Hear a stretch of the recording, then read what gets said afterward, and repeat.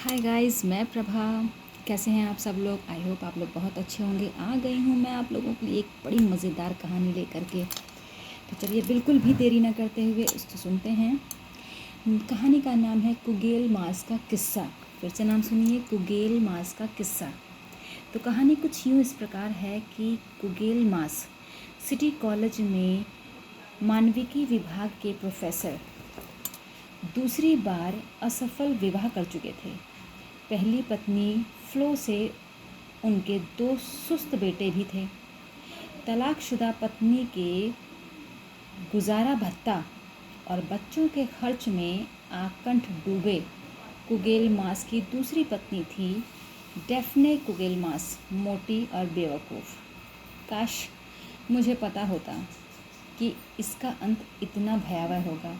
कुगेलमास अपने मनोचिकित्सक के पास री खींच रहा था। डेफ्ने अच्छी भली थी। कौन जानता था कि वह फूल कर बैलून बन जाएगी। और उसके पास कुछ पैसे भी थे जो अपने आप में तो शादी करने का कोई स्वस्थ कारण नहीं है, लेकिन उसमें कोई नुकसान भी नहीं, ख़ास तौर से जब मैं इन उलझनों में पड़ा हुआ था। आप समझ रहे हैं ना? कुगेलमास गंजा था, जिसकी कमी उसके बदन पर भालू की तरह उगे बाल पूरी कर रहे थे। और उसके पास था एक मन, और मन में असीम इच्छाएं। मुझे किसी नई महिला से जुड़ने की ज़रूरत है, उसने कहना जारी रखा। मेरा एक अफेयर होना चाहिए। हालांकि मैं समझता हूँ मैं इस लायक नहीं हूँ, लेकिन मुझे रोमांस चाहिए। मुझे कोमलता और प्रेम पंगी नोक झोंक चाहिए। मैं दिनों दिन जवान नहीं होता जाऊंगा। इसलिए इससे पहले कि बहुत देर हो जाए, मुझे वेनिस में प्रेम करना चाहिए। मोमबत्ती की मध्यम रोशनी में खाना खाते हुए मुझे लाल वाहन के गिलासों के ऊपर से शर्मीली निगाहों का आदान प्रदान करना चाहिए। डॉक्टर मेंडेले ने कुर्सी पर मुद्रा बदली और बोले, अफेयर से कुछ नहीं होगा। आप इतने भावुक हैं, आपकी समस्या ज़्यादा गंभीर है। हाँ, यह अफेयर दबा छिपा भी होना चाहिए। कुगेलमास बोलता रहा, मैं दूसरा तलाक बर्दाश्त नहीं कर सकता। डेफ्ने मुझे कंगाल ही कर देगी। लेकिन सिटी कॉलेज से कोई बाहर की ही बताएं मुझे, क्योंकि डेफ्ने भी वही काम करती है। ऐसा नहीं कि CCNY में खूब ज़ोरदार लड़कियां हैं, लेकिन कुछ तो ठीक ठाक। कुगेलमास जी बोलते हैं, मेरी मदद करो। मैंने कल एक सपना देखा। मैं एक हरी भरी घाटी से गुजर रहा था, एक टोकरी लिए जिस पर लिखा था विकल्प। मैंने उसे खोला तो देखा उसमें छेद है। कुगेलमास जी, इस तरह का कोई कदम उठाना सबसे बुरा होगा। आपकी अपनी सारी भावनाएं यही व्यक्त करनी हैं, और हम साथ साथ उनका विश्लेषण करेंगे। आप इतने दिन से मेरे इलाज में हैं, तो यह तो जान ही गए होंगे कि इसका कोई पलक झपकाने वाला इलाज नहीं है। आखिर मैं एक मनोचिकित्सक हूँ, जादूगर नहीं। तो फिर शायद मुझे जादूगर की ही ज़रूरत है, कुगेलमास ने कुर्सी से उठते हुए कहा। और उसके बाद उसने अपने इलाज में परिवर्तन कर लिया। 2 हफ्ते बाद जब एक रात कुगेलमास और डेफ्ने अपने घर में पुराने फर्नीचरों की तरह मुंह बनाए बैठे थे, तब फ़ोन बजा। मैं देखता हूँ, कुगेलमास बोला। हेलो कुगेलमास, आवाज़ आई। कुगेलमास, मैं पर्सकी। कौन? पर्सकी, या मुझे कहना चाहिए महान पर्सकी। माफ़ कीजिए, मैंने सुना नहीं। आप पूरे शहर में कोई जादूगर ढूंढ रहे हैं? अपने जीवन में थोड़ी बाहर लाने के लिए, हाँ या नहीं? कुगेलमास फुसफुसाया। फ़ोन रखिए। नहीं। आप बोल कहाँ से रहे हैं?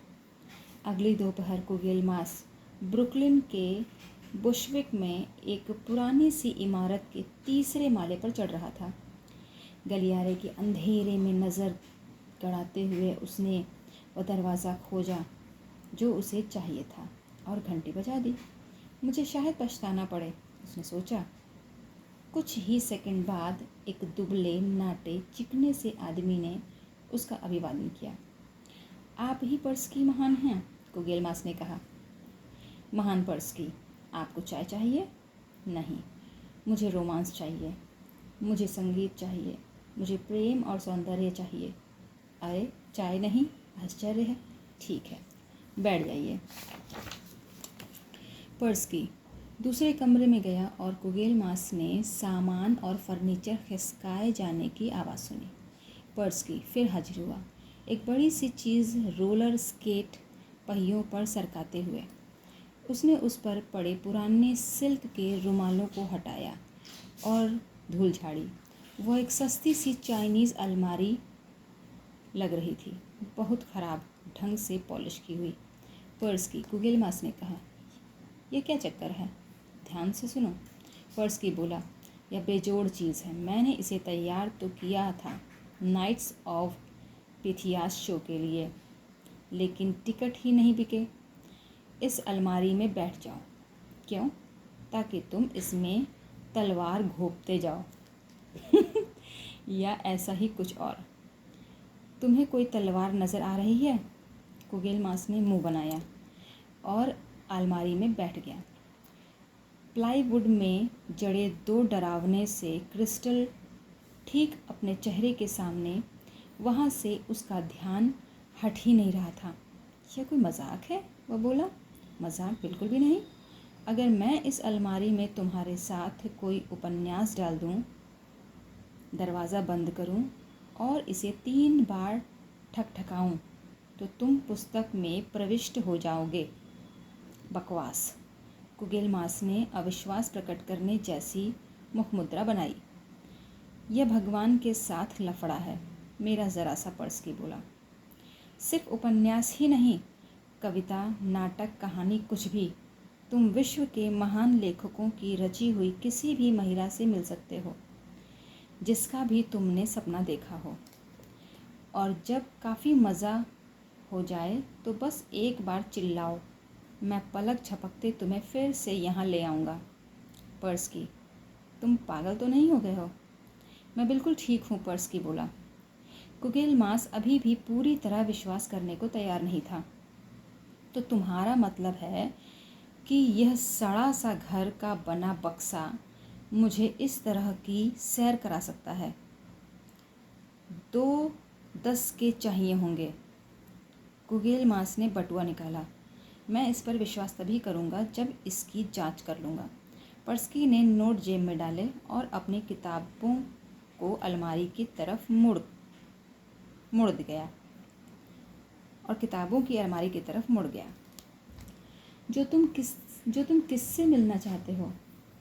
सिस्टर कैरी, हेस्टर प्रिन, ओफलिया या फिर टेम्परड्रेक? हालांकि तुम्हारी उम्र के आदमी के लिए यह ज़्यादा खुराक होगी। फ्रेंच में किसी फ्रेंच प्रेमिका के साथ अफेयर करना चाहता हूँ। ना, नहीं, इसके लिए मैं पैसे नहीं दूँगा। अच्छा तो नताशा, वॉर एंड पीस वाली। मैंने कहा था फ्रेंच। हाँ, याद आया। एमा बावेरी कैसी रहेगी? वही परफेक्ट रहेगी। ठीक है कुगेलमास, जब मन भर जाए तो मुझे आवाज़ देना। पर्सकी ने फ्लाबर्ट के उपन्यास की पेपर ब्रेक प्रति अलमारी में डाल दी। यह सुरक्षित तो है ना? कुगेलमास ने पर्सकी से पूछा जब वह दरवाज़ा बंद कर रहा था। सुरक्षित? इस गड़बड़झाला दुनिया में कुछ सुरक्षित भी है क्या? पर्सकी ने 3 बार दरवाज़ा खटखटाया और दरवाज़ा खोल दिया। कुगेलमास जा चुका था। ठीक उसी समय वह यॉनविल में चार्ल्स और एमा बावेरी के बेडरूम में प्रकट हुआ। उसके सामने पीठ किए एक खूबसूरत महिला थी, कुछ कपड़े समेटती हुई। विश्वास नहीं होता। कुगेलमास अपने सामने खड़ी डॉक्टर की खूबसूरत बीवी को देखते हुए सोच रहा था, यह अद्भुत है। मैं यहाँ हूँ यह वही है। एमा अचरज से मुड़ी। भगवान, तुमने तो मुझे डरा ही दिया। उसने कहा, तुम कौन हो? वह पेपर बैक वाला बढ़िया अंग्रेज़ी अनुवाद बोल रही थी। अब तो मर गए, उसने सोचा, लेकिन फिर हमने अंदाज़ा लगाया कि वह उसी से पूछ रही है। माफ़ कीजिएगा, मैं सिडनी कुगेलमास हूँ। मैं सिटी कॉलेज से हूँ, मानविकी विभाग का प्रोफेसर। CCNY what? शहर के बीचों बीच है, में ऑफ वो है। एमा बावेरी आमंत्रण देती सी मुस्कुराई और पूछा, आप कुछ पियेंगे, जैसे कि वाइन वगैरह? कितनी सुंदर है ये, कुगेलमास ने सोचा, इस भारी भरकम बोरी से कितनी अलग, जिसके साथ वह सोता है। उसे अचानक तीव्र इच्छा हुई उस छवि को बाहों में लेकर बताने की कि इसी तरह की औरत का वह जीवन भर स्वप्न देखता आया है। हाँ, थोड़ी सी वाइन, उसने सूखे स्वर में कहा। वाइट नहीं, रेड। रेड हाइट ही बनाएंगे, वाइट ही बनाएंगे। चार्ल्स आज बाहर आ गए हैं, एमा बोली। उसका स्वर अर्थपूर्ण था। वाइन के बाद वे खूबसूरत फ्रांसीसी गांव का चक्कर लगाने चले गए। मैं हमेशा सोचती थी कि कोई रहस्यमय व्यक्ति आकर मुझे इस देहात के उबाऊपन से मुक्ति देगा। एमा उसका हाथ थामते हुए बोली। वे एक छोटे से चर्च के सामने से गुजरे। यह जो तुम पहने हो गजब का है, मैंने ऐसी चीज़ आसपास कहीं नहीं देखी। ये कितना कितना आधुनिक है। इसे लीजर सूट कहते हैं, कुगेलमास ने रोमानी अंदाज में कहा। अचानक उसने एमा को चूम लिया। घंटे भर वे एक पेड़ के नीचे बैठे एक दूसरे को आंखों ही आंखों में बहुत सी बातें बताते रहे। तब कुगेलमास उठा बैठा। उसे अभी अभी याद आया था कि उसे डैफ्ने से ब्लूमिंगडेल में मिलना है। मुझे जाना है, उसने बताया, लेकिन चिंता मत करना, मैं फिर आऊँगा। मैं भी ऐसी ही आशा करती हूँ, एमा बोली। उसने उसे बाहों में भर लिया और दोनों वापस घर लौट आए। वहाँ उसने एमा का चेहरा हथेलियों में भरकर उसे चूम लिया और चीखा, ओके पर्सकी, मुझे 3:30 बजे ब्लूमिंगडेल पहुँचना है। आई होप इतनी कहानी सुनकर आपको अच्छा लगा होगा। आगे का पार्ट आपको नेक्स्ट वीडियो में अवेलेबल होगा। तब तक के लिए बाय।